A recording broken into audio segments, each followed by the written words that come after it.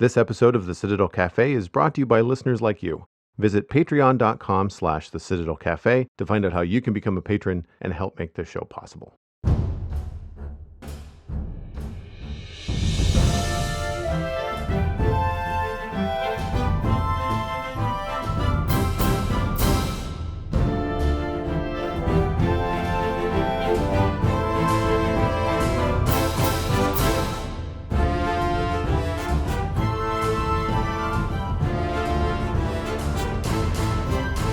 This is the Citadel Cafe, episode number 351 for Wednesday, February 26th, 2020. My name is Joel Duggan, and the Citadel Cafe is where my friends and I hang out to talk about the geeky stuff that we are into. Joining me this week is Megan Townsend. You can find her at Megan Townsend on all the social media that matters, including Twitch, where she streams video games like Minecraft, and I think The Sims is the other one that you've been streaming lately. Welcome back. Hi. It's been a full month. Like normally, it has been a full month. Normally, you're a frequent flyer, but I know. Who are you again?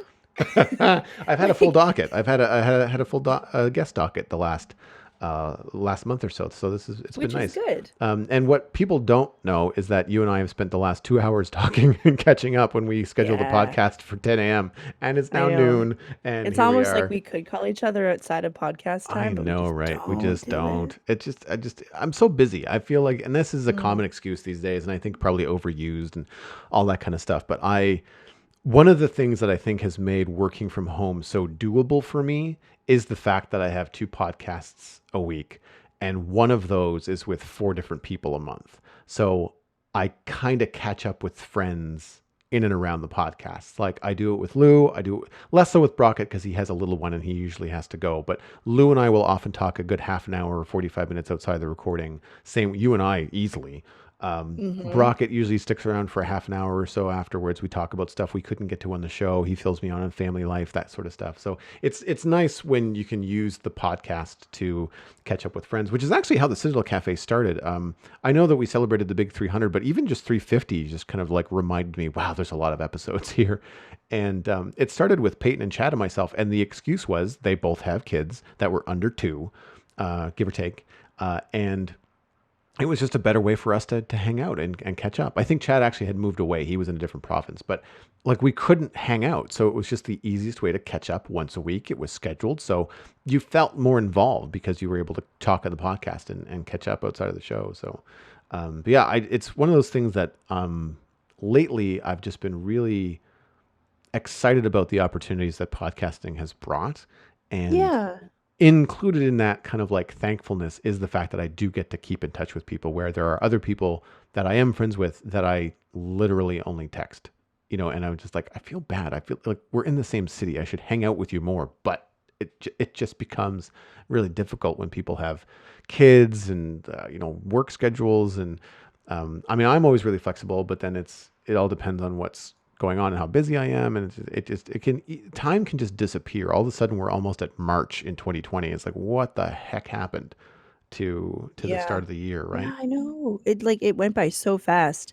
In my brain, I was like, wow, this year seems to be going really, really slow. And then someone yelled out at work yesterday, like, it's almost March. And I was like, wait, hold up. Everything Right? feels really suddenly like the whole earth just shifted. And I'm just like, wait, oh no, where have I been? Like, where's time been? And I feel like also February was simultaneously the longest month ever. February is like this weird time warp because it feels like it's super long, but like on the calendar it's the shortest month, but it's still going. We're still only at the 26th and we still have like 3 days to go. Well, and especially in Canada and other northern communities, because it's snowy, it's cold. Yeah. It's generally the coldest time of year. We had a couple of days here in February where it was like minus 20 on the thermometer centigrade. And so there's not a lot to do. And so you're inside all the time, which unless you are going out to pubs or going and doing other activities, like if you're a homebody like me and you happen to work from home, like cabin fever like lays in hard in February. Something that I find helps with that, obviously the podcasting, but also the streaming that I do on weekends. And I know that you've been doing some more of that since the last time we talked. So how are the streams going? They're going really well, actually, super well. Alistair and you have been great helps because I don't know if anyone knows this, but setting up Twitch is really hard. Well, not Twitch itself, but like your broadcasting software is really hard.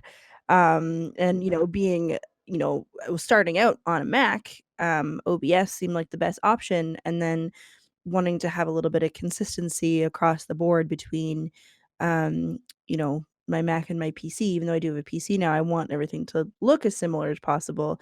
OBS just seems like the best option to use for both of them. I've heard that Streamlabs is pretty easy to use, but I'm not sure if I can get the same look that I'm after, so I haven't quite explored it yet. You should be able to. Streamlabs is OBS. It just has a different packaging. Oh, okay. All right. So I'll take a look at it because I've heard it's a little bit more streamlined. It is. Yep. But no, I really like it. Like, I feel like the setup process for getting everything going was really complicated. And I'm still, contending with some audio issues on my PC. Like, so on my Mac, I have it set up so that on my, when I'm non-streaming screens, I have Pretzel playing in the background. Right. I can't do that on my PC. I almost have to play it off of my Mac so that my mic picks it up, and then you can also hear me as well. So I have a solution for you. It may be focused on Streamlabs OBS, but I, after much searching, spearheaded by. That's the problem. Oh God! So I'm going to save you. I'm going to save you the trouble. Everywhere. Yeah. Anyway. So I'm going to save you the trouble. So basically, the mission was to get Alistair and I on a co-stream, which we did, which I think I talked about on the show, or I don't. Maybe you have. I may have missed it, but I know Alistair mentioned it to me too. So it happened after Alistair was on the show to talk about Picard. So between then and now, it happened a couple weekends ago, and it worked out quite well. But the issue was I duck all other audio outside of my mic. I did not want to duck Alistair, who was coming in from Discord. So I needed to set up some virtual audio cables, which I know how to do on Mac because I podcast and that's how I talk with you right now. But on a stream, on my PC, I don't have the same software. I don't have Audio Hijack. I don't have Rogue Amoeba because they don't make stuff for PC. No. So I had to go an alternate route, and boy, oh boy, was it complicated and not at all intuitive. So basically, I found a YouTube video, and I only just thought about it now, so I don't remember who it was by. I'll try to put it in the show notes if I think about it. I'll send it to you, and you have to get through the first 2 minutes of the video because he's kind of a YouTube hype train dude. But that's fine. But after that. And I think it's just because he's been making videos so long, he has that intro, and he's been doing that intro probably since he was 15. So it's the same kind of thing. But he's an articulate guy, and he basically breaks it down step by step about how to get 2 different audio sources and virtual audio cables on your PC, how to make it all work. And he stops a couple times in the videos and just says, like, I sort of know how this works. I can't really explain it. I had it explained to me. I followed these steps and I repeated the process, and it works. The problem is that I cannot explain how it all works to you. I know it works if you do this, but I can't explain how because it's because he just basically said it is not intuitive. Like between Windows 10 and these virtual audio labels, input, output, etc. He's like, it doesn't necessarily make sense, but I can tell you, if you follow these very simple steps, it will work. And I can't thank this dude enough for this video because I said, okay, screw it. I don't need to know how it works. I just need it to work. And so I followed the instructions and it worked, and it continues to work like a charm. So I'll try to link the video. I'll give it to you for sure, and I'll try to link it in the show notes, but it's worth a watch. Because I'm not sure about how you operate, but when it comes to setting this kind of stuff up, I want to understand how things are working. So if I have to troubleshoot, I know where to go. So it's a little frustrating for me to be just like, it just works. And you just, like I'm the same way. Yeah. Like it. So it's a little bit, I feel like I'm playing with someone else's setup, it's like sitting at someone else's computer, so it feels a little bit janky to me, but it's worked. Now I can't do more than 2 unless I think I pay for the software, but it's also like donationware and very affordable and all this kind of stuff. But I could, in theory, if I wanted to add more, bring in music that I could then have separate from Minecraft. The difference is that I always, when I'm streaming, most of the time I'm streaming Minecraft, I'm usually turning that, or want the potential to turn that into another video, so I don't have music playing in the background. One, because I don't trust YouTube's algorithm despite the fact that I would use Pretzel like you do, which is royalty Mm. free. I don't trust that YouTube would know that, because No, I've they seen too many they false positives. yeah, the one of the thing you can set YouTube safe mode Right. on Pretzel, which I have done anyway, Oh, because my okay. intent at That some makes point sense. was to just put things on YouTube, like just take Right. VODs and just load them up on YouTube at some Mm. point. Um and so yeah, I know that there is a YouTube safe mode specifically where Pretzel has like bought the rights, or there's a lot of them that are no copyright sounds. Like so they're actually YouTube channels, like there's a channel called No Copyright Sounds, that is just like musicians and Yeah. really good DJs who just like, yeah, free song, whatever. Yeah. And some of them have actually gotten a really big following because of their mixes, and people actually like buy their albums now and things like that.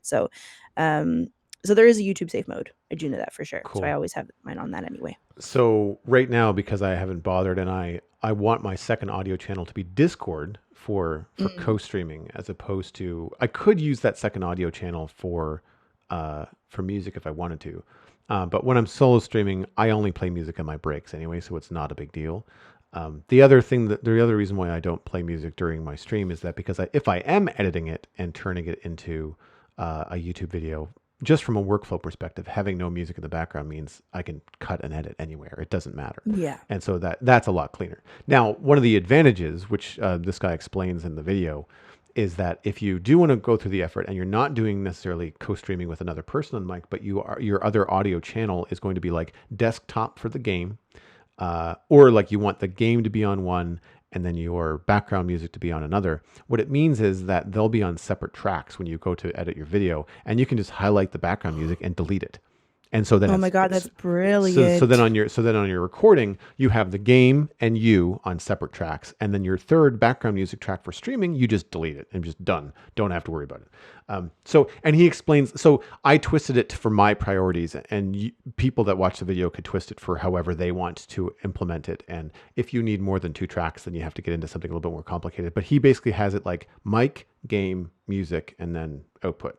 And so that to me was a big thing. But the problem is that when you go to search that kind of stuff, usually the best source to get a quick result is YouTube, but then you're left combing through 20, 30, 40 videos I of know. annoying people that cannot and should not be doing tutorials, where the first 5 minutes is them talking about their YouTube channel. It's like, I am here to learn how to do this audio thing. I do not care, Yeah. about all of this stuff. Mr. 200 followers, like, just get to the point. And Yeah. it's this problem that happens, I think, with a lot of the Minecraft content that I consume online. There's a lot of like, I don't want to call it momentum. It's almost like bad habits.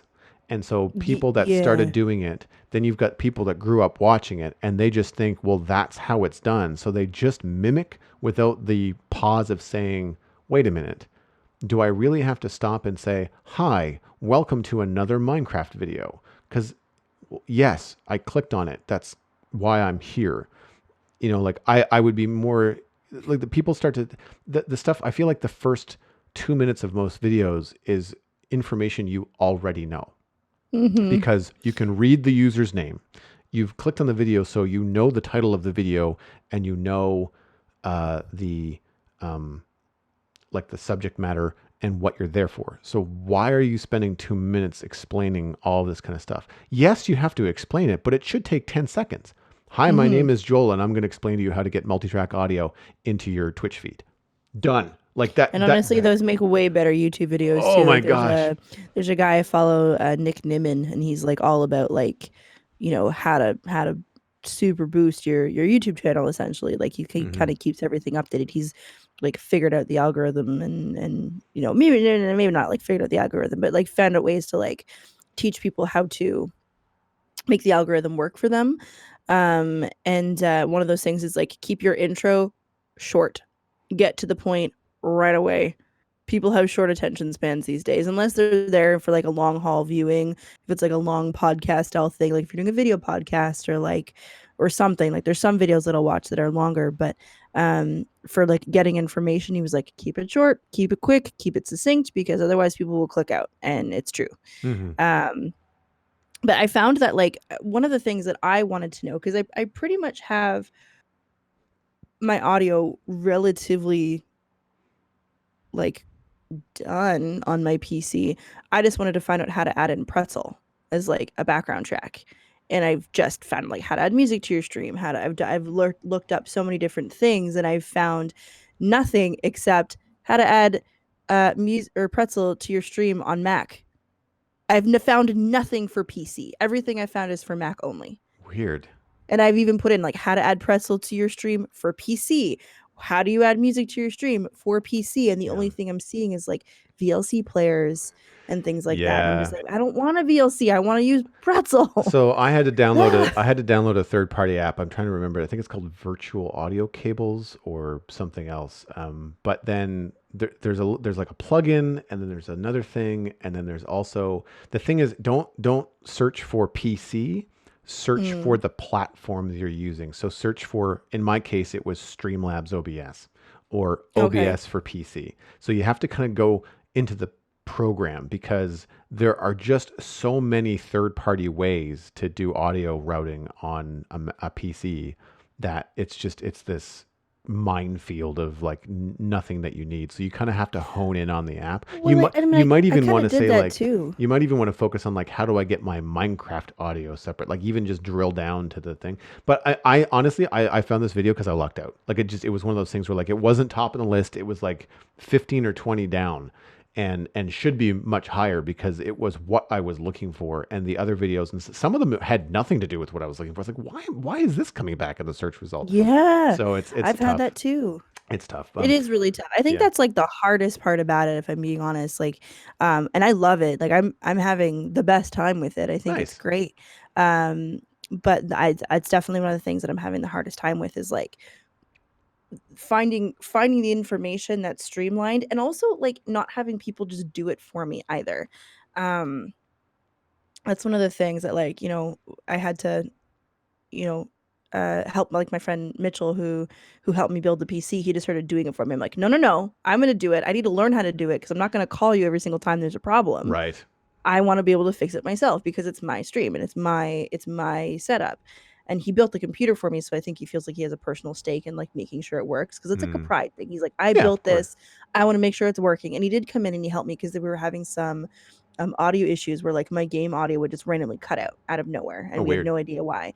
And we figured out it's because OBS for whatever reason is like eating the sound. So what I have to do now until I can figure it out another way is I have to open the game, open OBS, close the game, open the game again Yeah, in there order to get it to work. and It's like that's it's and that's a weird. third party OBS thing where I've had a lot of issues with OBS on my Mac. I can't say that I've had the same problems with Streamlabs OBS on Oh, the it's PC. PC specifically. And Yeah. now I'm not using Streamlabs OBS, I'm using Uh, just OBS. so one of the nice things about Streamlabs OBS is that OBS is open broadcasting software for people that aren't familiar, and so Mm. Streamlabs has taken the open broadcasting software and they've changed it to include some of their services. So you'll have your Twitch chat is in the same window as your donation ticker, and you'll have your volume controls and your scene switching is all there. There's a Bluetooth app for your phone that uses a remote control, so you can switch scenes without even switching monitors. Like there's all these different things, and because of the work that they've laid into it, one, they've cleaned up the UI quite a bit, but two, they've kind of made things work a little bit nicer. So I don't Mm. necessarily have to open up my games or open up my programs in a specific order in order to get them to work when I'm using Streamlabs OBS. I've not used regular OBS for PC. My OBS experience is Mac based, and I'm using version 21, not version 24, which is the latest, because version 24 turns my PC into, or it turns my iMac into a potato. And I don't know Mm. why. So I have to use version 21 because Oh, for whatever reason it's more I streamlined or don't just know seems what to play version I'm nice. using. And I don't know how to. You're probably using the latest would be my guess.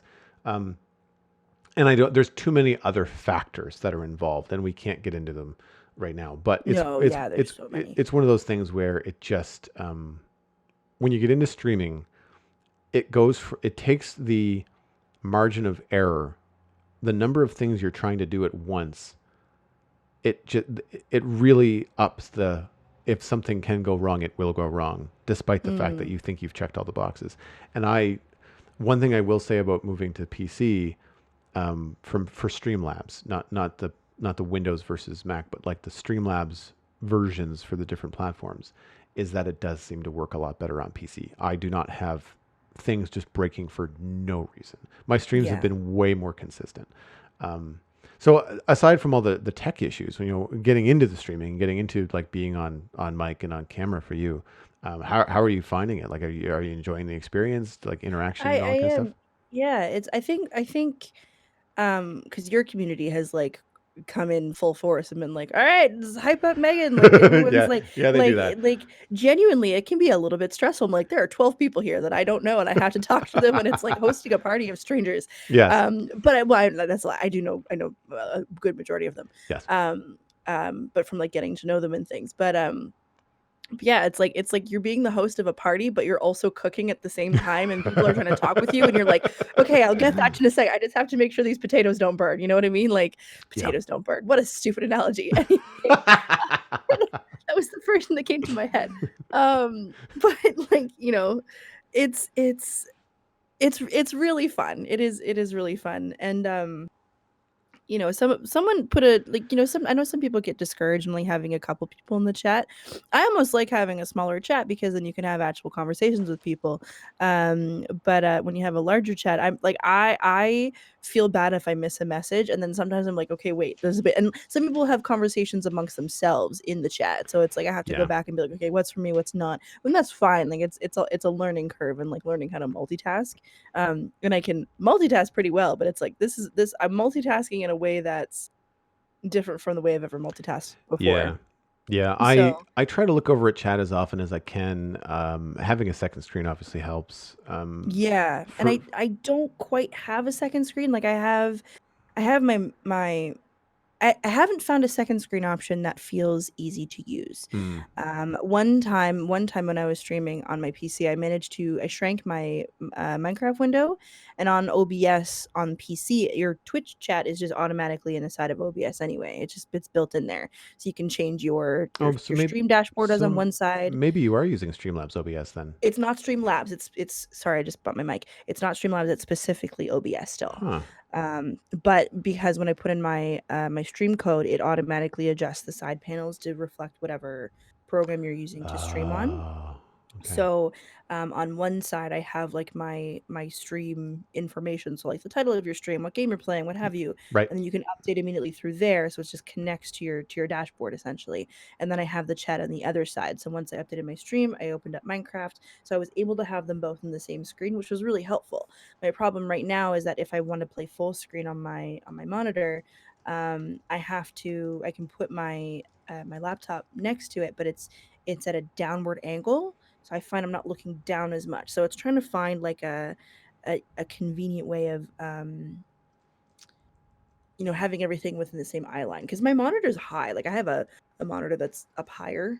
It's at a Right. I'm a little lower than it, so I'm looking up at it, and I think that eases some tension off my neck a little bit. But Oh yeah, no, having the proper ergonomics. It's something I'm struggling with my PC setup because I have an old monitor. I had to return the new ones that I bought, and so I'm kind of got this cobbled together sort of setup. And I'm actually kind of concerned right now. I've got a forearm injury that I think I just got from lifting some furniture around the house. I think I no. pulled a muscle. But thankfully, it's not my drawing hand; it's my left hand. But that's my keyboard hand. Like in terms of Mm, typing, I feel it, but in terms of like gaming, it's your WASD hand, but it's yeah, also hotkey hand for art. Like it's your Control Z and your copy paste and all that kind of stuff. And yeah. so I'm being very concerned about ergonomics when I'm streaming for a few hours, and I take breaks every hour. Um, Mm, but I'm noticing that like just the angle of like how high is the desk and how high is I need an adjustable chair. And there's a bunch of things that I need to upgrade in the studio that will ease all that kind of stuff. But as far as engaging with the chat, I tend to when I get up for a break, uh, take a second when I'm away from the mic, sipping on some water, doing some stretches, whatever I'm doing, just kind of like shake the sillies out after sitting for an hour. I'll read the chat and try to get a gauge for like, oh, wait a minute, they're all talking with one another. I don't need to be super concerned about, engaging all the time. Whereas if I look and say, oh, wow, the chat has been quiet for like 10 minutes, like no one is saying anything, which means that the people that are there to more engage with me than they are to really engage with one another. And it sort of means like, well, maybe your regulars aren't all there right now. You might have some new people, so it's going to be beneficial to be like, hey, what do you think, chat? Like I'm streaming Minecraft, so I'll get some input, build opinions and things like that. And I find that you don't. I tried to stress. I was stressed out when I first started streaming because I felt like you are experiencing. It's a lot to multitask, but I Mm-hmm. found that Mm-hmm. if you set the expectation of a chill stream that people can kind of have in the background, engage if they want, engage if they feel like they're being engaged with, or totally lurk and just be there and listen and don't have to. Um, you have to be able to kind of talk to yourself a little bit, but it takes the pressure off kind of like the performance aspect of streaming, and it doesn't have to be perfect.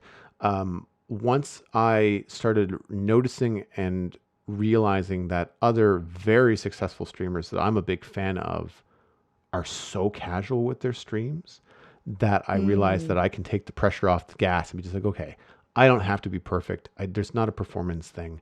If I'm screwing up words, I can just call it out, make fun of the fact that I can't speak tonight, make a joke out of it and move on.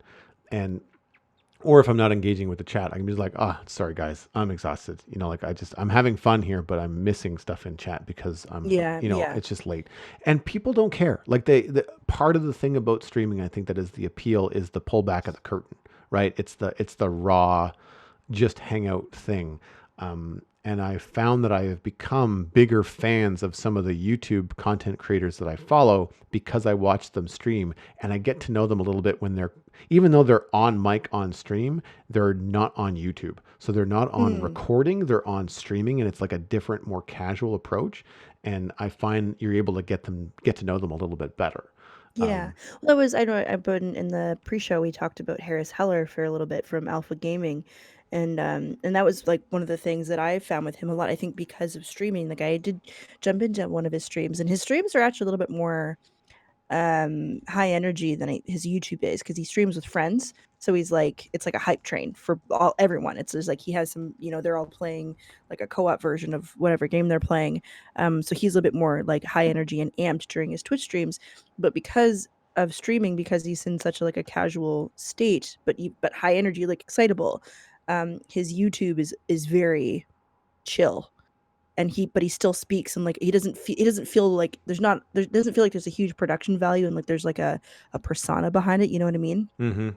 um so and I've also noticed, like in the way, like I've been trying to get back into YouTube myself and record some vlogs and things, and I noticed that the way I'm talking now on camera is a little bit more at ease than Yeah. it was in the past, because I'm used to now being on camera. I'm used to people seeing me. And if I do make an error, or if I do have to take a long pause for a second to think about something, it's like it doesn't I know I can cut that out, but I don't feel like I have to use a voice, you know what I mean? Like use like the YouTube Yeah. voice.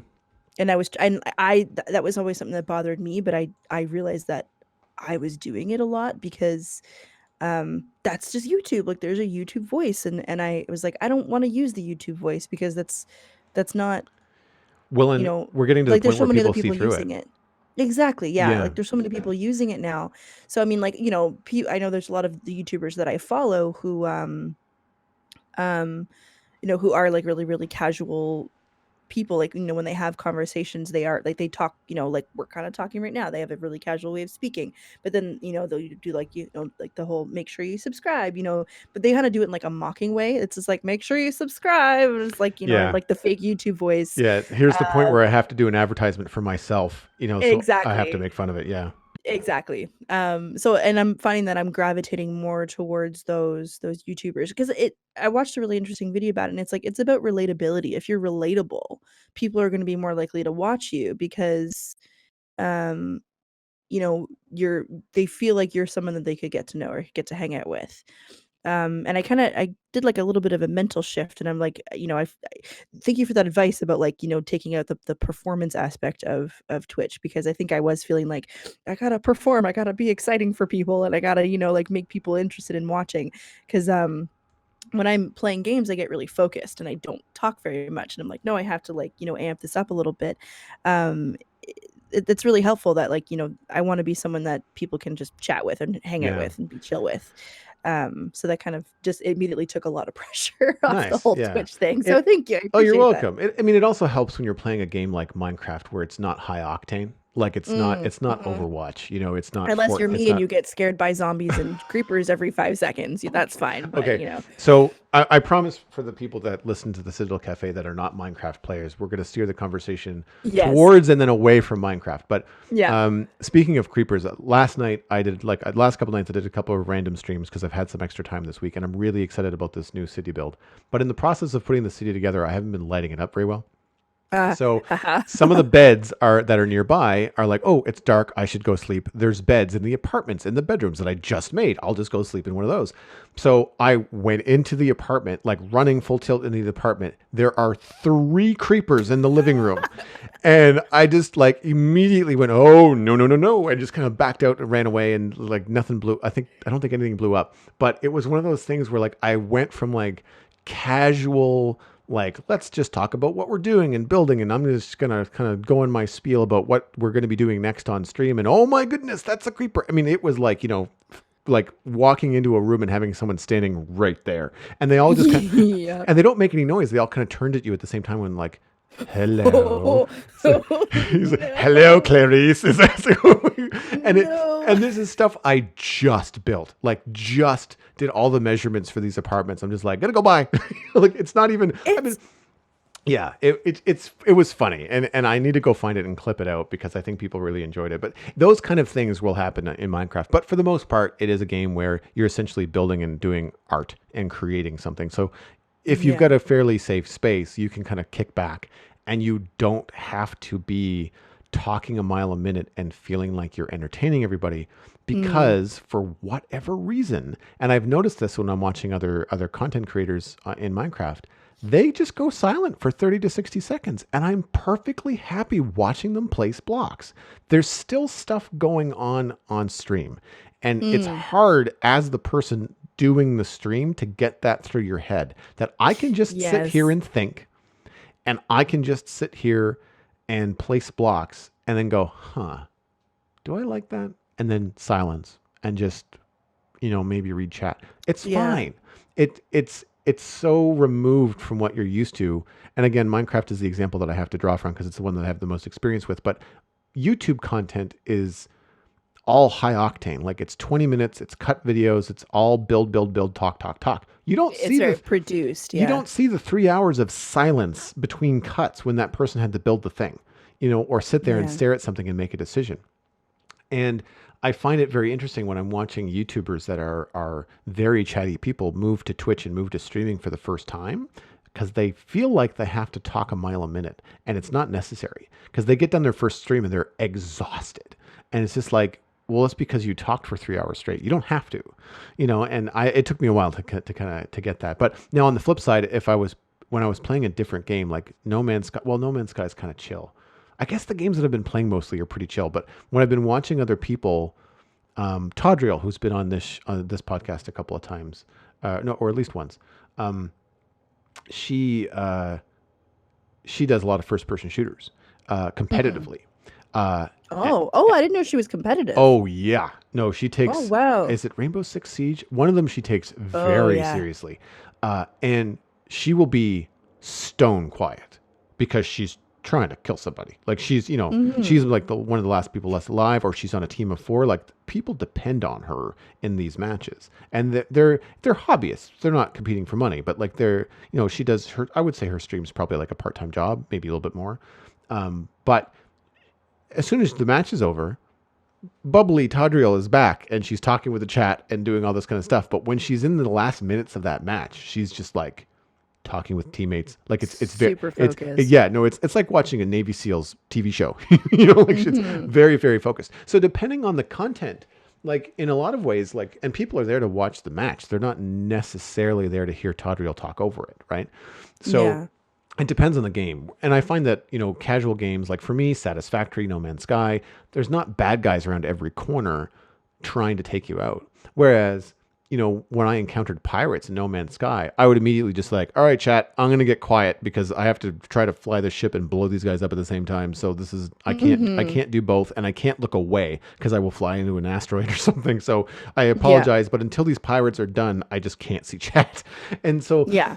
when events like that happen, you kind of have to just and chat will generally they'll understand. So but anyway, Yeah, that's the thing I have to remind myself is like no one's gonna be mad at you. Well, hopefully no one will be mad at you for not answering you in chat. Like I hope that, yeah, most people are self-aware enough to know that like, hey, like they're also doing something at the same time and I'm not the only yes, person here, right? yeah, So I know that, I've heard some issues of Twitch streamers where some people do get angry about it, but it's just like maybe you're not trying to use this in the right way. Maybe you're not yeah, trying to use Twitch in the right way if yeah. someone's just you're always trying to get someone's attention and they just can't give it to you or No, find a better time, like if you there's yeah, if I was to give any advice to those people, I mean, who probably don't listen to this podcast, but like for me, it's like the best way to get the attention of your favorite streamer is to just be constructive and add good conversation. and Like, be chill. don't just look for shout outs, like just No, yeah. talk, if they ask a question and you know the answer, politely give them the answer and don't expect them to see it because chances are 10 other people, if it's a big chat, are going to have the same answer, you know? Um, I was doing this the other day I won't name drop, but I was in a stream of someone that's pretty well known, and we were engaging, and they were talking with me, and it was awesome, and they gave me a shout out, and it wasn't because I was asking for it. I even said, "Hey, that's very kind," and they said, "It's not kind. I enjoy your content. I don't mind pointing people towards good content," which was very nice. Mhm. But then later on in the stream, and I had let everybody know, like I'm working and lurking, so I'm kind of listening, but I'm not really here.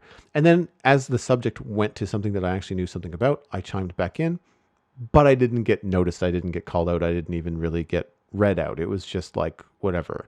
Um, Yeah. and that's fine. Like it just because That's fine. that was my expectation. It was like, well, I put it out there. If they read it and don't need to repeat it, or I'm only half paying attention, maybe my comment has already been covered 15 minutes ago. Mhm. 'Cause I also went out to get a cup of like I went to the kitchen to get a cup of coffee. I had to use the bathroom a couple times. It could have been covered when I wasn't here. So I don't know. Um, and so that kind of stuff is pretty good. I mean, if anybody, I won't get into naming names here, but I have a number of streamers that I've sort of found over the last little while that are really chill. And if you want to kind of like learn and emulate and see who's really engaged in chat, but also isn't like terribly heavy into the multitasking, like they're just kind of going at whatever pace seems to be the right pace for the night, then I can recommend some people because I've learned a lot, and it's kind of taken down that octane for me, that need, Mhm. to emulate Oh, I the would love that. That'd yeah. be I mean, I mean, I'm just looking at my Twitch follows right now and who I am that's also a streamer and I mean a lot of them seem fairly chill. I think there's one guy who's like pretty high energy, but that's just his style. Hmm. But I'm always looking for more people to follow Cool. who are relatively chill. So I'd really appreciate that. Yeah, absolutely. So one of the things that we are talking about this week on the show, it's a little bit of a funny Citadel Cafe because I've not had the time to really watch much, and what I've watched I haven't liked. So I don't want to get too negative on things. But you and I have been talking a fair bit about expanding the Minecraft world that we're playing on. But this Yeah. is this is where we can shift the conversation away from Minecraft because it's less about the game and more about fantasy worlds and building plans for a fantasy area on the server. And this would apply to D&D campaigns, to building models, to building Lego, Yeah. to like, so it's not so much a Minecraft focused thing as like if you were writing or drawing or painting or creating any kind of fantasy world, like what kind of plans and how do you want to approach it, this might be something that would be interesting to you. And I've not heard any of this. So I basically, Megan's like, oh, I have plans. And I said, good, put a cork in it. Let's save it for the podcast because Yeah. I mean, it's something that I wanted to hear, not read via text. And then you could probably Right. explain more. So like, I'm curious, what kind of ideas do you have? What kind of fantasy worlds have been percolating in your brain as far as, adding them to the Citadel? Well, uh, I wonder who else saw this coming, but Themyscira has been on my brain a lot lately. Like the world that Wonder Woman's from. Right. So that was like, uh, a fantasy element that I wanted to include somewhere. in builds. But I'm also like, we've been playing a lot of I've been playing a lot of D&D lately, and I'd like to try and um make like some kind of like neat underground cave system, like cave, like hobbit holes, Hmm. kind of things, and statues. I feel like statues are a fun thing. Like I always found it like one of the things that we've been, experiencing a lot in D&D is that we're coming across a lot of statues in things. And every single statue does something, or there's like a clue in these statues. Um and I feel like, I mean, for Minecraft specifically, but like a lot of fantasy, like there's statues, like you may not see a lot of statues, or when you do, like they don't do anything. But I think I like the idea of statues being like an element that you can interact with in fantasy settings. I feel like that's not used a lot in like fantasy world building in general. So Uh used as in like point a direction to go, used as a world border. I'm yeah. thinking like when I think statues in fantasy, my immediate reaction is the Argonath in Lord of the Rings. Yes, yeah. Something like that would be really cool, but even like, statues with like an inscription on the bottom, or like you have to turn it a certain way, or you have to like put something on it in order for it to do Oh. something, or yield an answer for you. Like enchanted statues of some kind. Mm. Um and so that's something that I've been like playing with a lot. And I've also been, like world building is a general rule. Like, so when you say world building, are you talking about like building a world like in Minecraft, or like building up a world in terms of storytelling? Both. And so, Both. because Okay. one of the things that we get on the Spawn Chunks, but the podcast I do about Minecraft, we get a lot of people that write in and basically say, I'm bored. What do I do? And Okay. it's a frustrating email because it's kind of like, this is a sandbox game. If you're bored, it's kind of like we can't tell you what to do. Like so Yeah. you're kind of, so and but our polite response is always write a story, give a Write a reason for story. something, just start somewhere, create some made up history as to why this is this way, find a funny cliff and explain it, Mm. try to figure out, create a history as to why, if you're building houses, why are they there, why are you building in the plains biome and not the desert, like what's the reason for that, give some sort of world building lore to help it out. And a really good example of this is the realm of Vastin, which is a server I used to play on. And um, Minecraft aside, it's a story. Fix It, who is one of the main people behind the server, he's got a lot of people that help him out, but I think it was his brainchild. Will very often have non-building, non Minecraft quote unquote videos on YouTube. They're just story. He's just reading a bunch of text that he wrote about the history of like a fisherman or a family or a franchise or a company or something that is in the world of Vastin, which is like a heavy fantasy place, blimps and sailboats and fantasy castles and things. But Mm-hmm. he'll use cinematic camera shots of these kingdoms, and they're massive, that have been built up on Vastin. And he just reads a story. He just reads a story for 15 minutes about where this family came from, what their history is. And what he's doing is basically saying, like, okay, this is what we used to fuel our imagination to build all of this stuff. This is a trading family, so we needed to give them a port. That's why their big expensive house is right on the waterfront, because they control the docks, right? And you don't get Mm-hmm. that kind of big, you don't get that reason for placement if they weren't a trading family. If they were not merchants, if they were artisans, they wouldn't be building on the docks. Like, so those kind of decisions are the kind of things that I think come into this. And that for me would be something that would fuel like a D&D campaign, things Mm-hmm. that maybe as a dungeon master, but your party that you're playing with maybe doesn't know. Um, and I this has been forefront in my mind because Pixel Riffs is actually going to be being a dungeon master. He's going to start playing D&D for the first time, and Oh, yeah, nice. so he's really excited That's about it. cool. Yeah, so he's really into it, and so he has that experience with Minecraft where he's doing these creative builds and he's putting a history behind it. So he's doing the same thing with his D&D campaign, and it just had me thinking about like world building and fantasy and the stuff that I used to get into when I was working in animation, because of you'd have to do a development Bible. And it would influence character design. Like you have a history for a character. They are old or young or frustrated, or maybe they're the leader of the group or whatever it is. They have to have some sort of history, and that's going to influence how they look and feel as a cartoon character. It's the same Mm-hmm. with world building, I feel.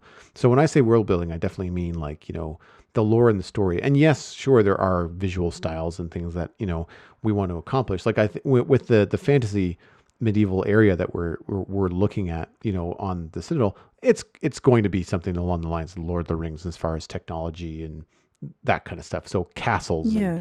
carts and horses and like there's no trains, like that kind of a thing. And so what I was thinking when you said that you had some ideas about what you wanted to do, like that's where I was going with it. Like what kind of history and what kind of like world building stories do you have in mind?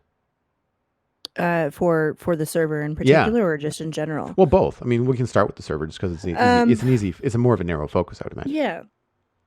Well, I don't want to give away any surprises though either, Oh, because what on the server? Oh, there's no spoilers on yeah. the Citadel. Nah. No, no, I Yeah. mean surprises for you. Oh, Yeah. what? I had an idea that I Oh, you wanted wanted to to, surprise me like, with something. Okay. surprise, but surprise like a majority of people. So a lot of this Oh, I was going to okay. build off stream. And I've bounced some ideas off of a couple people, but no one knows the full story yet. Oh, okay. But I was thinking of like sending everyone on a quest Oh, okay. of some kind.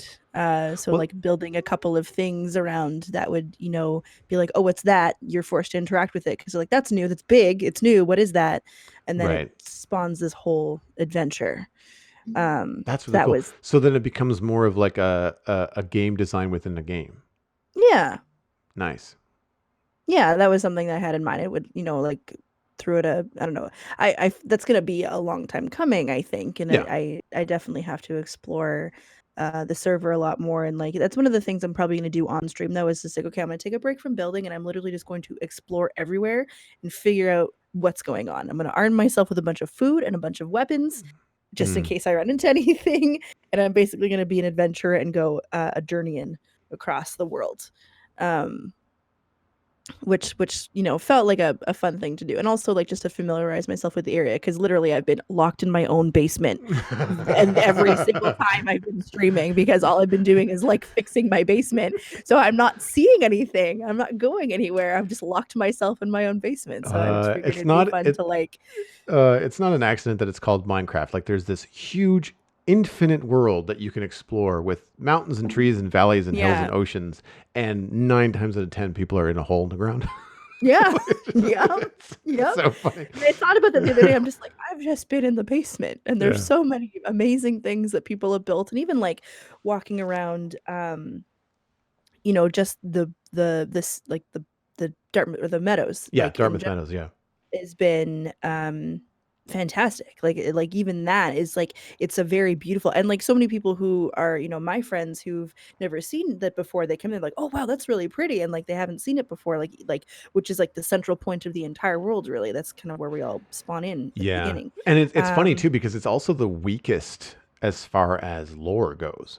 So, I don't really think it has to have a lore. It's more like I no. say the lore is, it's like a bunch of friends, they came into this world and Y- they made a home, Main that's it. home, yeah, Like no, and because that's the thing, because it's not themed, like it's not yeah, yeah, futuristic, it's not fantasy, it's just it's I call it like the Minecraft theme. It's kind of like anything goes with it, anything it's like goes. anything goes with respect to your neighbor. So people are not building giant castles or rocket ships necessarily Yeah, over because I mean there's a bunch of log cabins and cobblestone houses and farms with like chickens and pigs and cows. So it would be weird if it was all of a sudden switches to um, like hyper modern. But at the same time, both you and Mattcast have designed a very modern house that somehow fits in. And I think it only fits because it's Minecraft. It was a different video game, it would be weird. But yeah, because the blocks have such the palettes have such a homogeneous texture, for the lack of a better word, um, to them, they kind of feel like they fit, even though they're used in different arrangements. So it feels like the yeah, modern house and the cobblestone house are built from the same earth, if that makes sense. yes, yeah, So, but as far as lore, we really don't have much. It's more of this is just kind of like where we've decided to put the houses because it was most convenient. And part of it is that because when I started the server, we didn't know how many people would be sticking around. We've had some people come and go. So we didn't know where to invest the time and energy. Like, do I want to make a big theme story if this is going to last 6 months and everybody's going to bail? But here we are almost 3 years later, and obviously that's not the case. But that's where I wanted to go with these new zones, and why story building and world building kind of came up as a topic this week, is because now that I know that the Citadel is sticking around, and I want to go into these new areas and not make, I don't want to call it the mistake, but I want to move forward, add that new challenge of saying, okay, this is fantasy medieval. If you're building in this area, you have to stick to that. And yes, and I like that idea too, because it gives, sorry to interrupt you, but no, no, it gives people I mean, a source of inspiration though too. Like yes, I think rules. because the Meadows was so, yeah, would build whatever you want. I was like, oh God, I have so many different options. I have so many different things, which is why I Yeah, built a Japanese style house and then tore it down and built a different one. And choice like, paralysis. you Yeah, know, yeah, that's literally what it was. So like having a theme, like a skeleton to pull from, and that kind of just makes me think of D&D again. Like D&D is really great in terms of world building because it's based on a skeleton. Like there is a really really great high fantasy skeleton, and you can really do anything in D&D, but you have a select like you have certain pieces you can put into any formula that you want, but you can do whatever you want within that formula, but there's still no shortage of options for you to right. pick from. Yeah, So having a theme is kind of, I feel like, part of the things that I find really overwhelming about sandbox games is that literally the sky is the limit. You can do whatever you want. There is no limit to what your imagination can come up with. And because I have such an overactive imagination, it's like I have 15,000 ideas, and which one do I hone in on? Like how do I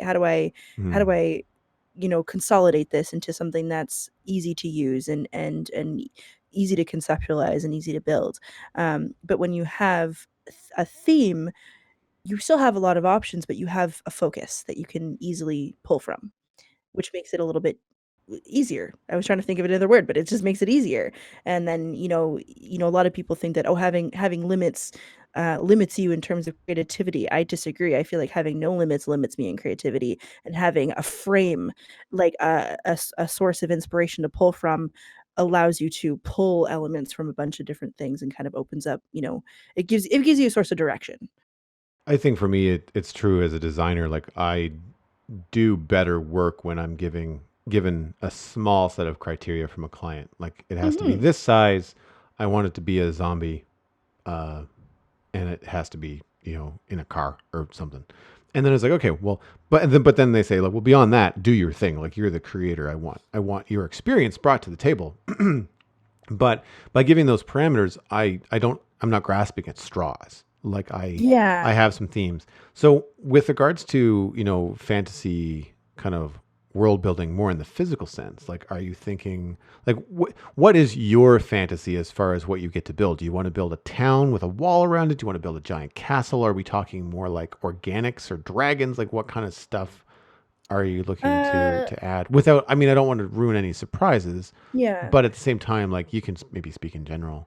Yeah, like a little bit of everything though too. Like I mean, like this isn't, part of the surprise that I'm thinking of, but like I'd love to build like a temple of some kind that, like, Hmm. magic users might hang out in or something, right? Like, Fun. this is the space that, the wizards, learn and congregate, and then maybe have a town, and you know I really like the idea of like building custom style trees, Hmm. because I find the tree, like, the trees in Minecraft are very straight up and down, like, one line of blocks up, and that can, it's nice, it's efficient, but I see beautiful builds of trees that are just, really organic looking, like they twist naturally, and they Hmm. have, it's a big build. It's not going to be an easy build by any means, but um it creates this, you know more, it creates a lot of flow in the world, like having more, And more naturally natural. shaped Yeah. trees, yeah. A lot of stuff in And then Minecraft that is generated by default is generated on a simple scale on purpose, because yes. the developers have often said, we don't want to overwhelm the player. We don't want the player to look at that and go like, "Oh crap, I could never do that." We want the player Yeah. to look at the tree and go, "That's kind of a crappy tree. I could do better than that." Like that's the attitude that they want everybody to Yeah. have, right? Like it's okay, it's not bad, but like I could do better. You know, like Yeah. that's kind of where they Yeah. wanted to go. So I'm curious with these magic users, like where do they get their power? Um I'm spitballing here. I'm curious. uh phew. Like, are we talking like from deep within the earth? Are we talking like magical gems? Are we talking druids like with nature energy? Like what's your go to? Well, I mean, so I'm kind of pulling from my book, really. Because I mean, you sent me this link of like, are you trapped in the self world, or so the world building trap? Are you stuck in there? And I feel like I am, and I feel like conceptualizing things in a physical way when you're writing something helps a little bit. Hmm. So in terms of like if I'm going to pull inspiration from my book, and I honestly my first D&D character was pulled from one of my book characters, but since then that D&D character has then helped flesh out the book character, so it's not all bad. I would say like uh environmental, like some people are just able, yeah, like deep within the earth, like you were saying, like some people are just able to tap into other energies, and um or some people are just um some people study it, some people kind of like study Right. and have this like they learn it over time.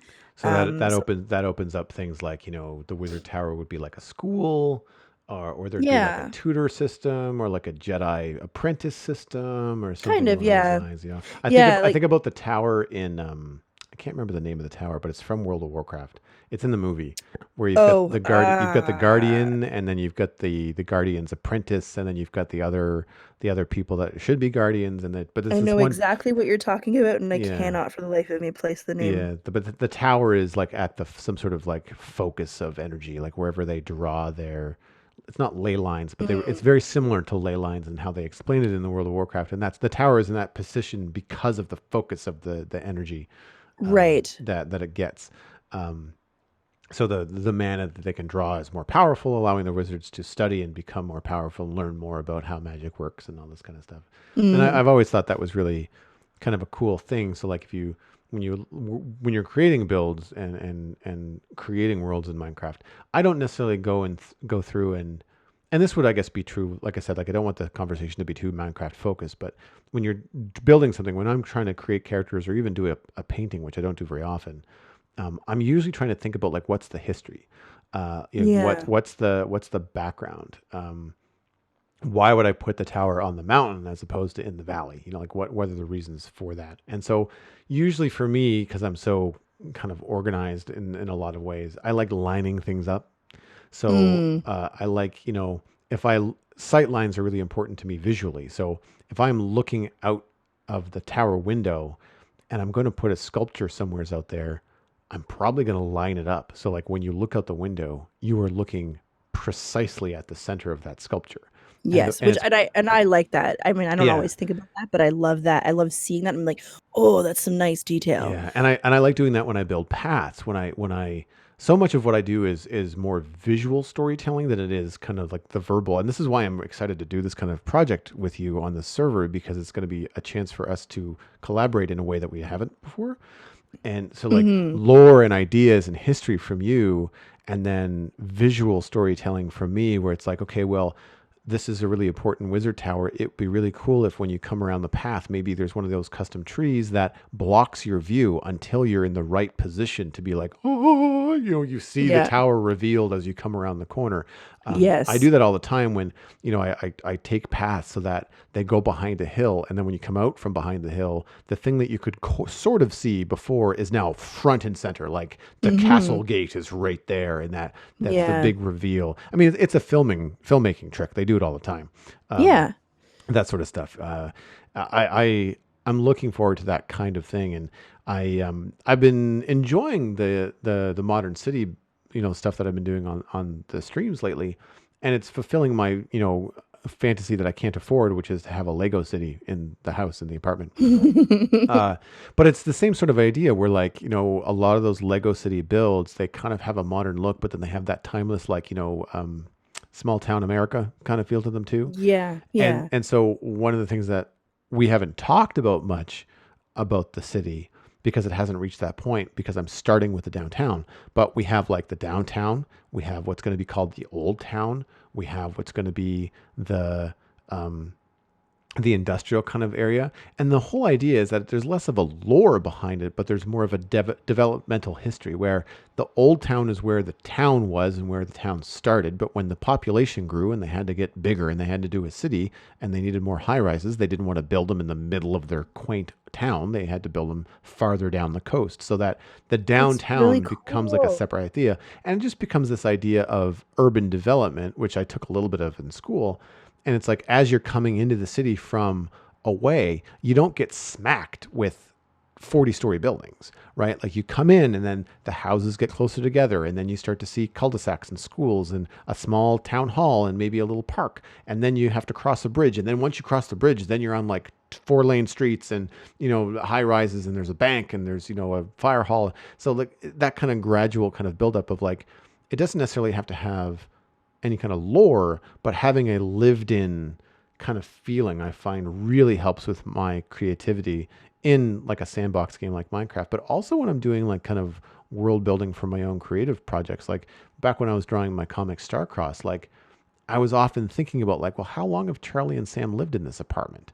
Like, is it home for them, or is this the Hmm. fourth time that they've moved in a year? It's like I needed to know that kind of stuff because it would create jokes. It would create story. Like something would happen where like the couch would get ruined, and Charlie would have to have a reaction. Is this a couch that needed replacing, or is it a brand new one? Like you have to think about that kind of stuff before you know how those characters are going to react. The Yeah. one thing that I find is a bit of a drawback in a game like Minecraft, whereas I think D&D might have a strength, is that the players are kind of the characters, but you can't really get a lot of interaction out of Minecraft. Like you No. can walk around and look at stuff, but you're not necessarily seeing a lot of life. Like there's not characters moving around the world. There's no NPCs that act in a way that is pre-programmed. Like say World of Warcraft. Like you walk into a city in World of Warcraft and like the butcher is chopping up some meat and the blacksmith is hammering away on an anvil, and then when you walk up to him to buy gear from him, he'll turn and talk to you, but when you're done he goes back to hammering something. So like there's Hmm. that level of depth that is not there because that's not Minecraft's role. And so a lot No. of times you have to put like kind of characters in positions or armor stands, and they're very visually fake. Like it's not a real player. Yeah. It's not. It's frozen in time. Like so, I find that kind of stuff is a little bit harder. Um, so when it comes to like world building, are you a fan of like writing things down and like communicating that with like books that people have to read? Because that's something that we can totally do in the game, which is nice. Is that you can pre-write something and then copy paste it into a book that someone could walk up and like I didn't read. know that, and I might start doing that actually. Like it was Oh kind of yeah. everything that was just in my brain, and I was just gonna probably, I don't know, leave signs places, but Oh no, no. that's a much better idea. Look up the lectern and book and quills. Like you can add I think they're 30 pages long. I mean they're not long pages, but they're still Mm, enough that you could get blurbs and explanations for the area and all that kind of stuff. yeah. There's also something that we can do, and this is something that I'd love to get into in terms of world building. There's something that you can do with command blocks. You can, I believe, have stuff pop into chat. uh, Okay. I think unfortunately it ends up popping into chat for everybody. So Okay. you got to be careful with that kind of stuff. It's great if the entire server is like themed. For example, when I walked through the Minecraft Middle Earth server, which I would highly encourage everyone to do, Minecraft player or not, just go look at this because it's basically Middle Earth recreated in Minecraft. But as you're walking into like Hobbiton, it'll like some text will pop up in your Twitch chat or in your Minecraft chat and explain to you where you are. Like, oh, this is the prancing pony, and you're How do you get to that server? oh, you just it's a public server. You have to join. You have to know the IP address. I'll send it to you after. That'd Um, be really cool. the only thing which takes a little bit of it, so you have to sit down with a good half an hour or more. I mean, believe me, you're going to be wanting to spend more than enough time in this place. You can't do anything. You can just walk around. You can't change anything. It's just a matter of moving around. And honestly, it's so big you want to fly because like walking from Hobbiton to Bree is something like a 6 hour walk. It's Oh bananas. wow. But what they do to keep griefers and morons out is that the first kind of like 10 to 15 minutes is you walking through a cave and having to stop and answer questions, and the questions are part of their EULA. So you have to go and read the EULA on the website and then answer the question A, B, C, or D. Like, Mm. hey, is it okay to stream content from Minecraft Middle Earth? Like, is the answer yes, but I have to make sure that people know it's not mine and give credit where credit is due, or no, that's strictly forbidden, or whatever. And then, of course, you find the right answer. And when you get through that, they say, thank you. Thanks for taking the time to review and agree. Welcome to Minecraft Middle Earth. And then you start on your journey. Great. And Is it streamable? yes, oh yeah, no, it is. Oh, good. Okay. I don't think I've done it, and I think I should. I haven't done it in a while, but it's one of those things where uh, it would be worth doing that before you start the stream, because otherwise there's a lot of like just stopping and reading and looking up the answer, which Right. which you need to know, but it's not the best content. That's why I kind of give you the heads up. But Right. stuff like that is fantastic, and there's a lot of control, but a lot of it seems to be server wide as opposed to area specific. So if I was like, hanging out in the modern city and you walked into some area in the fantasy district and it gave some awesome explanation about like where your wizard tower was from and this lore was all explained, it would be very weird if I'm like flying around in a helicopter and it says like the wizards of blah blah blah. It just like kind of pops up Yeah. on my screen. If it's regional or something that we can keep to an area, this is where my lack of knowledge about the game and its real capabilities of world building and kind of being a creative tool for fantasy and sci-fi and story falls short, because I end up playing more than I do writing lore. And so I Mm. often pick like, Fix Its Brain from the realm of Aston about this kind of stuff because they've done so much of it. It's one of those things that I'm really starting to see, Minecraft and video games, I guess, in general, as more of a creative tool for creating story, as Mm. opposed to just like a quote unquote time waster. Like I find my creative juices have been flowing more steadily since I've been playing sandbox video games than not. And even in MMOs like World of Warcraft, I found that I was inspired by and wanted to do more and felt I was creating a story for my character in that game, um, in ways that I normally wouldn't because of the lushness of the world, but the vagueness that they gave my character. And Yeah. the reverse is true with Minecraft, where the world is pretty vague. Like it's big and beautiful, and there's lots to play with, but they give you zero explanation. Like there is very little lore in Minecraft Mm. because they want the player to come up with that. And so Yeah. in Minecraft, it's less about the lore and more about the gameplay.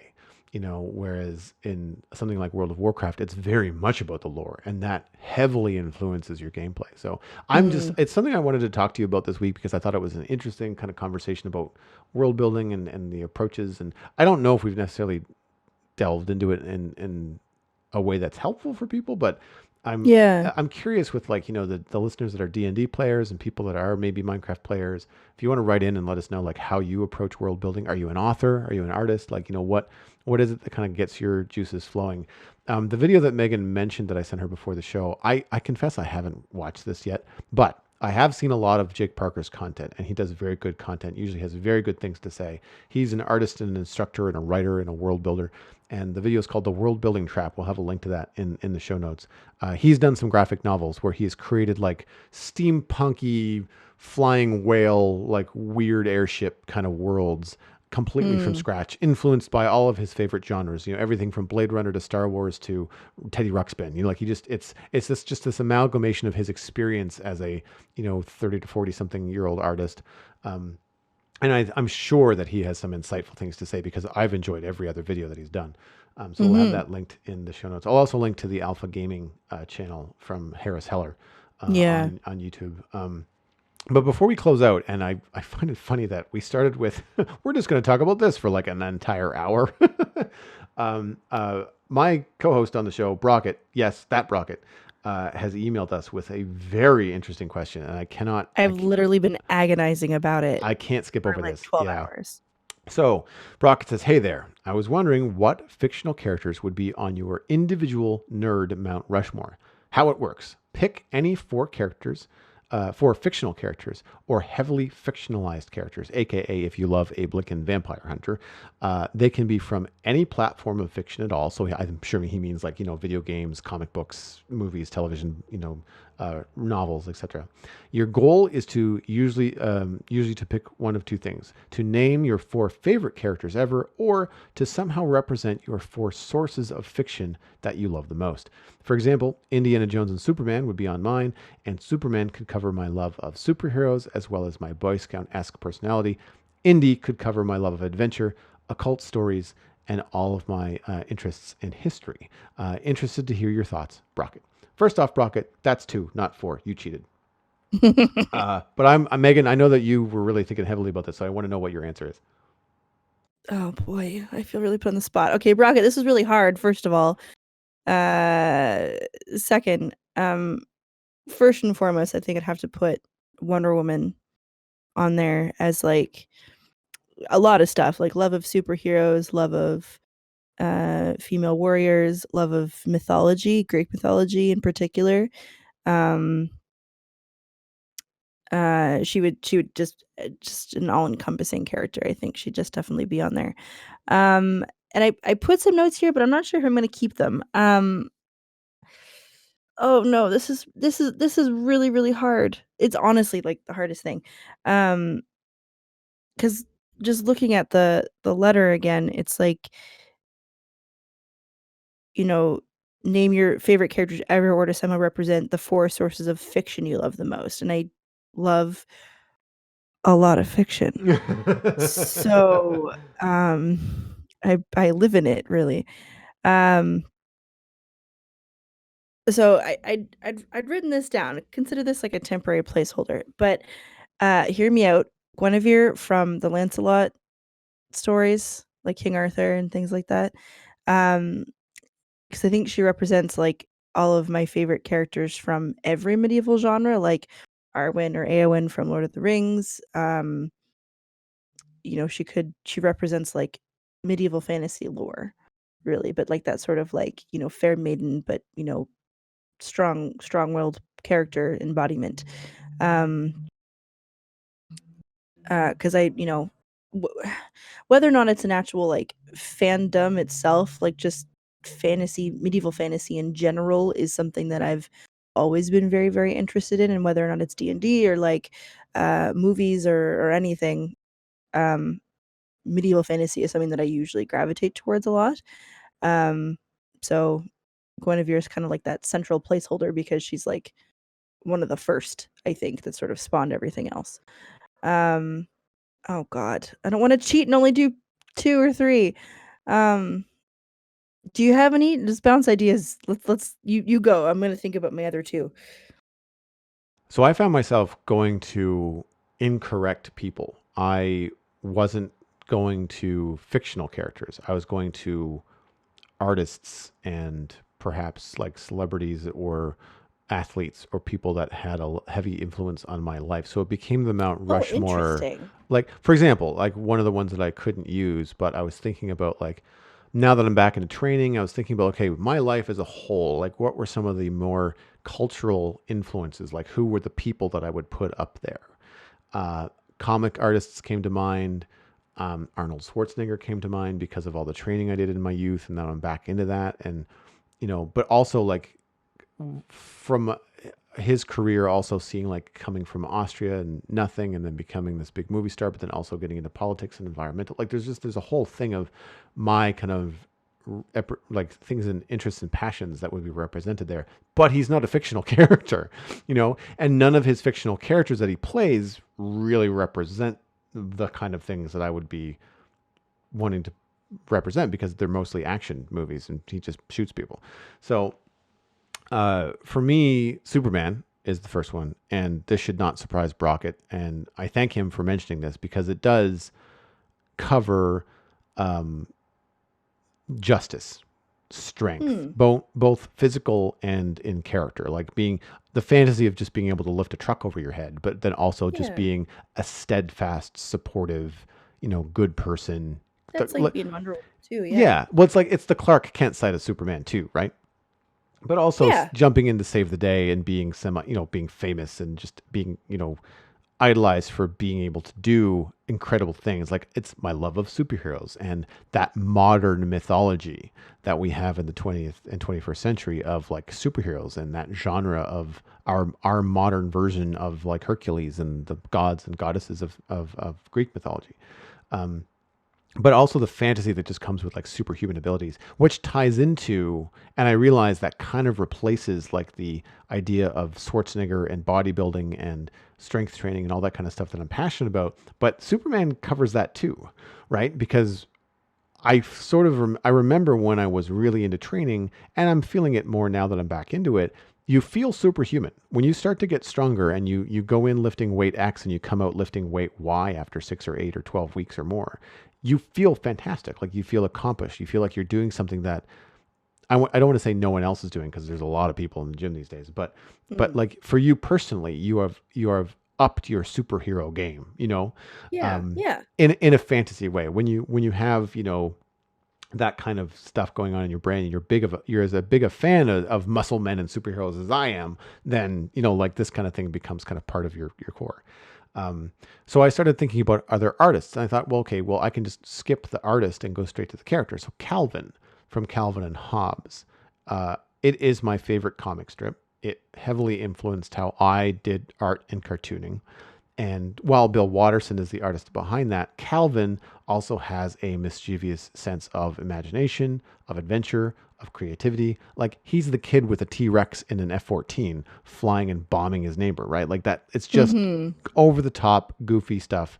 But comic and comic strips, it also represents my favorite type of art, which is like black and white line art in particular. Like that kind of stuff, those kind of skills that I've learned over the years, but also have rooted in imagination and my childhood is just really, really cool. Um, Hmm. Darth Vader is another iconic character. I don't necessarily know if they're my favorite, but they felt like the best character for a Mount Rushmore representing not just like Jedi and all things Star Wars, but also my love of sci-fi, of outer space, of tech in movies in general. Because I couldn't think of another character from the Star Wars series that would cover all of that. Um, like Han Solo is a great character, but he's not my favorite. Like I Hmm. was always a Luke Skywalker guy. I was always but even then, like now that I'm looking at the series as 9 movies, I feel like Darth Vader would be the one that would encompass all of that, right? Like that's kind of where I Yeah. where I land Yeah. um, as a representative of the Force and all things kind of science fantasy and stuff like that. Now, when it comes to the fourth one, this is where I was just stumped because I'm thinking like, okay, well, if it's supposed to represent my favorite sources of fiction, which I didn't realize also kind of span over into like representing a fourth, you know, favorite part of fiction would be books because I do like reading. I don't have a lot of opportunity to read, but I don't have a favorite novel or a favorite series of novels. Like I miss the Harry Potter craze. I like the movies, but I didn't read the books. So Hmm. I don't have like some people might just love Harry or love Hermione or love, a certain character in those novels. Hagrid, for example. I have no real affinity or connection with them. I grew up reading things like Lord of the Rings and The Hobbit, but I don't have a favorite character from the Lord of the Rings. I just like all of it. I don't necessarily like. I'm not a Gimli dude. Like I just Yeah. I don't gravitate to Legolas or to Aragorn. I mean, I guess I would identify with Aragorn as he's kind of like the Captain America, leader of everything. And so I think a lot of people might gravitate there, but I also think Gandalf is really cool. So like I don't have like a standalone favorite. And so I was thinking about all this stuff, and in the realm of fantasy, I would say the genre or the thing that has influenced me the most there would be World of Warcraft. Again, I don't have a Hmm. favorite character. I'm not that into Warcraft that Thrall is my favorite. I don't know enough about all the different characters to choose one. There's also too many to choose. Like I don't really feel like I feel like this would be a thing even if you just focused on like the most hardened World of Warcraft player and said like who is your favorite character, I don't know that they would be able to answer right away. And even then they'd probably spit out a name and be just like, oh, but, and they would, they would add like a second best immediately because they wouldn't want to leave anybody out. And I think that's a testament to a very strong world and a strong lore. And, these kind of Yeah. things function because they have great ensemble casts, right? Um, and I found it strange because like if you were asking me who my favorite Marvel character was, it would be Captain America hands down. Like I even though it's a great ensemble cast, I I know without a doubt like that would be my favorite. Whereas with fantasy, I can't seem to find a character that I just love. Like I just there's they're all great, and so I don't really identify with any one. But Warcraft would be the world that I think has influenced me the most. I don't know what head I would put on that Mount Rushmore, but that it would be something that would represent video games, fantasy, adventure, the magic of world building, which we covered a lot, obviously earlier in this episode, but along with like the influence of video games that have had on my imagination. Just Lord of the Rings with a close second, but I'd say World of Warcraft because of the time that I invested there. Um, they're worlds of just many, many characters, but just nothing just kind of rises to the top. Hmm. So yeah, so when it comes to fantasy, like, do you have? Because I know obviously as a writer, do you have like a favorite book series? Do you have a favorite? I mean, see again, you might want to gravitate to an author, but that's not a fictional character, Yeah, right? yeah. I mean, like the thing about fantasy, like every time I thought of fantasy, I would think more of like, like medieval fantasy. That's often something that I gravitated towards. So I think what really drew me into Harry Potter was that it was still fantasy, but it was modern fantasy, which is not really something that I think we've seen a lot before. Like it was set in like a modern time, like an adjacent world almost. So like the wizards are still kind of set in like a, no technology sort of way, but like the clothes they wear is modern and they're they're going to London on the train and things like that. And that was like a new thing. I'm just looking at my bookshelf here. I don't know. Like when I think fantasy, my first thought is immediately um like King Arthur, like Right. Morgana Le Fay and Merlin, and like that's I think of that is like kind of like my blueprint for fantasy, I guess. And then like, bouncing off of that again, like D&D, it's still kind of set in like a fantasy medieval world and there's a blueprint to it, but you can expand on that blueprint, but like they have a bunch of different races and each race has their own abilities and when you're playing as a character, like, depending on which class and race you choose, you get different stats out of it. And like Mm, that's really cool. Um how like, like half elves are typically, you know, they're the best of both humans and elves in general, and tieflings are super charismatic despite looking like devils. Like that's it's a very unique thing. And that's I think that's helped build a lot of story building as well. But it's yeah, it's hard to think of like one particular series or one particular thing that has like been like that's what caused it. I don't know. I wonder if the thing to pick out of World of Warcraft would be Acero, my character. Like if I wonder if that head on Mount Yeah. Rushmore would be the way to represent all of that. And it would be more personal. It wouldn't necessarily be something someone could identify with until I explained it. Like, oh, that's Yeah. my blood elf paladin. Uh, I have no backstory for him really. Early, I might have at the time, but I don't remember it now. But Mm. it's one of those things where it once you explain what it is and what it relates to, I think people would maybe get it. But it's not like seeing Darth Vader and people go, oh yeah, no, I totally understand. That Yeah. represents Star Wars. Star Yeah. Wars and sci-fi and like all that kind of stuff. Same with Superman. Superman would see that on people would see Superman on Mount Rushmore for me and be like, yeah, okay, I get that superheroes, Superman. I see what that represents in your interests. Um, and I think Mm. Calvin and Hobbes would also be or Calvin and Hobbes would also be a very clear representation of that. I Yeah. thought about like Disney and animation because I went to school for that, and I have Yeah. it really heavily influenced me in my early life. But I can't pick just one character that is my favorite Disney character, um, right? It's like it doesn't stand out to me. So I think you and I are both on the same page with this because Disney was definitely a big thing that I really, you know, gravitated towards as well. And like I was thinking like, okay, well, I could choose a Disney princess, but like I could choose my favorite Disney princess, but like at the end of the day, I like a lot of Disney princesses and my favorites have changed over the years based on my ideals and just me growing as a person.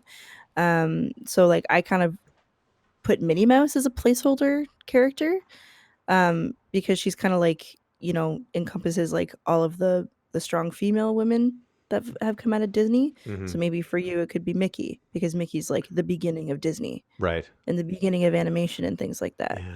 And I guess the split there is that he's not my favorite character. Like I mean, Exactly. he And Minnie's doesn't. not my favorite Yeah. character by either, but she's representing like a whole global like Mm. that's why this is such a difficult question, Brockett, Yeah.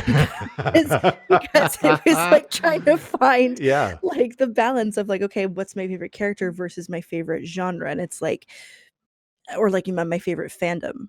And but within Disney as a whole, like there's so many different fandoms within Disney, and it just gets it's very deep. It's a deeper question I think that I'm able to answer honestly. Yeah, no, I agree. It's an excellent idea, and so It's so good. I'm gonna put forth the question and the torture to our listeners. The Citadel Cafe at gmail.com. Write in, and as concisely as you can, let us know what your four. I almost said four horsemen, but what your four fictional characters of your nerd Mount Rushmore would be.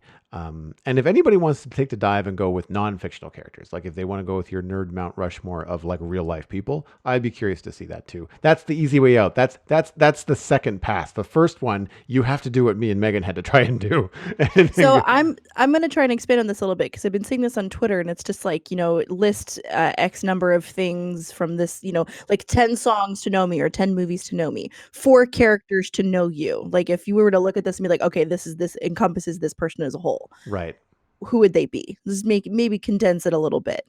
So is that easier for you to like pinpoint? It's like, okay, you list these 4 characters and that's kind of all you need to know about me. So for me, definitely Wonder Woman, Belle, Princess Leia, and Arwen from Lord of the Rings. There you go. Right. That's me in a nutshell. That I could do no problem. Right. But when you like, so maybe that's easier for viewers, and maybe that's easier for you as well. For me, Superman and Calvin would still be at the top, and then Darth Vader would be out because it's like, well, I'm not a Sith evil villain, so no. like I'm not a so bad maybe dude. Luke Skywalker at that point. Yeah, well, that's the thing. So then, Right? well, but then even then, like I don't really identify so much with my personality and Luke Scott. They're not the same.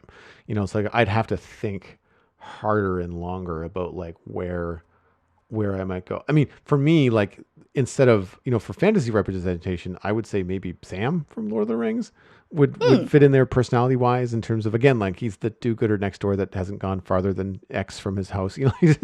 There's a lot of similarities there. So like that would be in there. I don't know about in terms of trying to find like a sci-fi character that would I mean, I guess Superman does kind of cross over into sci-fi, but Yeah. but I'm more Clark Kent than I am Superman in terms of personality. If we're comparing these for personality traits, but yeah. So for sci-fi, like I really don't know.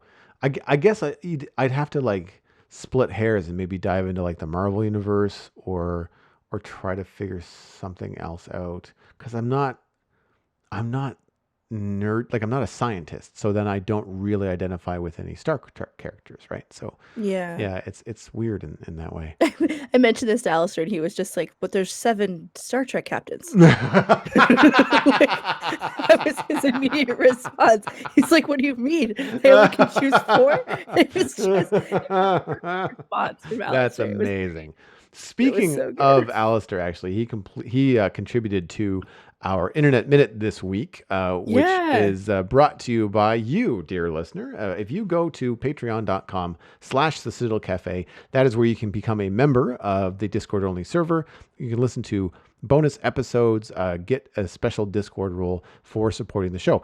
You might have noticed that we don't read any ads on the Citadel Cafe, and I'm very proud of that fact. It is because we have the support of our listeners that we don't have to take on advertising. So if you check out patreon.com/the Citadel Cafe, you can become a member and help support the show that way. We are currently at 20 patrons. That is the same as last month. So there are only a few more days left in February. If you're waiting to pull the trigger, help me beat the last month's score and become 21 for March. And hopefully we'll see you soon.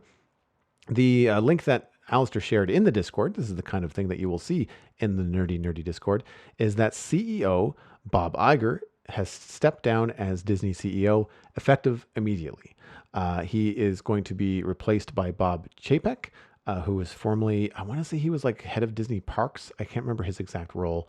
But Iger is moving to executive chairman, so he's not leaving the company. He's just kind of moving over to focus and oversee the creative pipelines within Disney's assets, including Disney Plus. We'll have a link to the CNBC article that Alistair shared with us. I would encourage everybody to watch the 15-minute interview between, I think it was Julia Borston and Bob Chapek and Bob Iger. It's pretty formal. They give kind of like, obviously very well-trained canned CEO responses to her questions. But she's asking some pretty tough questions about, streaming services, how everybody has one. How does that affect Disney's television market? And Disney, you got to remember, is like ABC, ESPN, what is Disney Plus, Marvel, 20th Century Fox, Pixar, Lucasfilm. Those are the big pillars that kind of were part of Iger's tenure as CEO, were the acquisition of those larger companies. And then kicking the final kind of like star on the top of the tree is the launch of Disney Plus in November. Many of the answers that they give to some of the concerns that Borston brings up in the interview are talking about direct to consumer markets, which is the streaming, the Disney Plus, in which they're basically cutting out the middleman of advertising and the dependency on other avenues to get the content into the eyeballs of the consumer, and they're just going straight to the consumer because Disney has more money than everyone, and they have the technology available to them to do that. And hearing Bob Iger talk about focusing on all of the creative pipelines that are going into the consumer market and making sure that those are just jamming out, my words, not his, quality content before he leaves in 2021, because his contract is set to be up in 2021, was his main focus and how he's going to end his 45 years at the company, which is to focus on the direct to consumer market. And so while it's more complicated than this, what I got out of the article and reading and listening to the interview was that consumers are going to win, right? They're focusing on more content going directly to the consumers. The data from the consumers is going to be very simple. They watched this, they didn't watch that. So of the things you watched, you'll probably get more things like that. So that's good. The pricing of Disney Plus in Canada right now is $8.99 a month or less if you do like an entire year. It's Bethany and I, my roommate and I went for a whole year for it. Nice. So it's affordable. It has a mountain of content. And I feel like we're at this stage where as much as Disney doesn't need my $9, I don't mind sending them directly the money because I'm not spending $65 or $120 to spend on a cable package to my local cable provider who I don't care about and would previously have to use to access, let's say, Disney XD or the Disney Channel. And so now they're just saying, like, skip the middleman.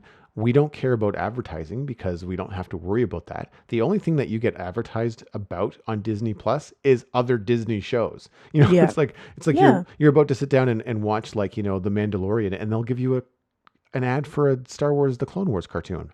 Awesome.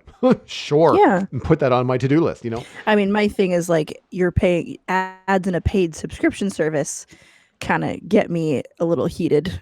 Right, but that's not that doesn't happen currently in any Disney stuff outside of the fact that Disney owns a majority share or a large chunk of Hulu. But I don't get Hulu in Canada, so I don't have that experience. But Hulu does have like a you get ads for so before so much watching and stuff like that. But I mean, for example, I do get ads in front of Amazon Prime stuff, but it's for other Amazon Prime original content. So it's stuff I'm paying for already. It's not asking for more money from me. It's just saying, hey, by the way, while you're watching Jack Ryan, you might want to check out this new Born Identity universe show because it would make sense that you would like that. That to me is cool. I'm fine with that because it's also like a 30-second pre-roll. It's not like it's a long slog, not like some of the long ads on Twitch and things like that. But anyway, thanks to Alistair for the link in the chat. Kind of a cool note, and seeing the shift in the focus, and it was a neat window into two of the top executives in the world talking about one of the largest media companies, if not the largest media company in the world, and how they approach it. And like I said, while the responses were very, we've been doing this for a long time, we know how to talk to the media, they did kind of open up and kind of let everybody know Disney is focusing on direct to consumer market. Like we're not in the Stone Age, like we're on top of where things are going. They even had a very small mention about the Hong Kong and Shanghai parks, the Disney theme parks closing right now for coronavirus concerns. But I thought that, again, the response to that was very measured, and directly counteracts some of the hype that I'm seeing on media and social media about coronavirus.